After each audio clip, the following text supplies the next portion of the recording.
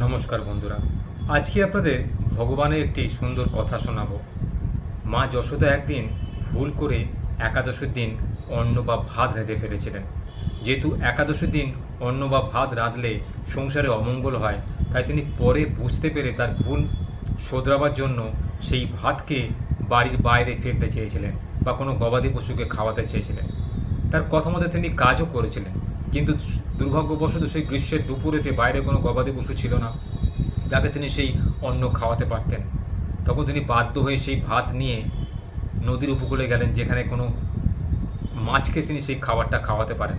সৌভাগ্যবশত একটি মকর মাছ ছিল, যিনি তার কথাটা শুনতে পেয়েছিলেন এবং তাকে একটি শর্তও দিয়েছিলেন, যদি ভগবান শ্রীকৃষ্ণের বাঁশিতে তাকে স্থান দেওয়া হয় তবে তিনি এই অন্ন গ্রহণ করে তাকে উদ্ধার করবেন।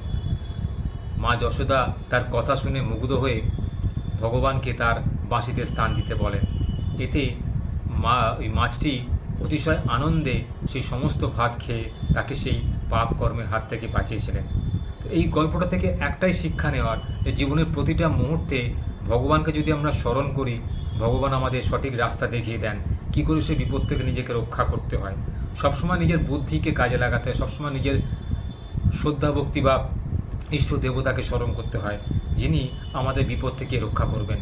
বিপদ থেকে রক্ষা করলেই আমাদের জীবনে আনন্দ চলে আসে, আমাদের জীবনে উন্নতি হয়, আমরা নিজের লক্ষ্য অর্জন করতে পারি, জীবন উন্নতি করতে পারি। তাই আজ থেকে সবসময় চেষ্টা করবেন যে নিজের বিপদ হলে কখনোই নিজের ওপর দোষারোপ না করে মাথা স্থির রেখে ভগবানের নাম করুন বা ইষ্টর নাম করুন।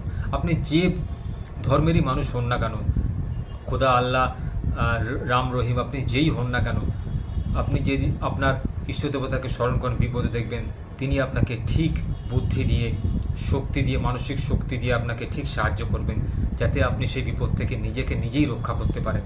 কারুকে সাহায্যের প্রয়োজন হবে না, দেখবেন অটোমেটিক্যালি আপনাকে কেউ সাহায্য করতে এগিয়ে আসছে বা আপনার মনে সেই শক্তি এসে গেছে সেই বিপদ থেকে নিজেকে কী করে বের করে আনবেন। তাই বন্ধুরা, সবসময় ঈশ্বরকে ডাকুন। কলিযুগে ঈশ্বরের নাম করা ছাড়া আপনার কোনো গতি নেই, কারণ কলিযুগে কিছু কিন্তু ভালোর কোনো যুগ নয়। আপনি যদি ভালো হন তাহলে দেখবেন আপনার শত্রু বেশি, আপনি যদি মন্দ হন দেখবেন আপনার শত্রু কম।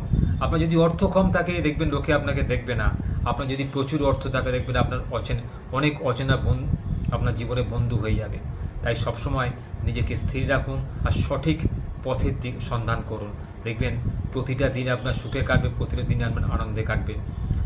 তারপরেই বুঝতে পারবেন যে ভগবানের অস্তিত্ব আছে কি না। কাউকে বোঝাতে হবে না, আপনি নিজে থেকে ঠিকই বুঝে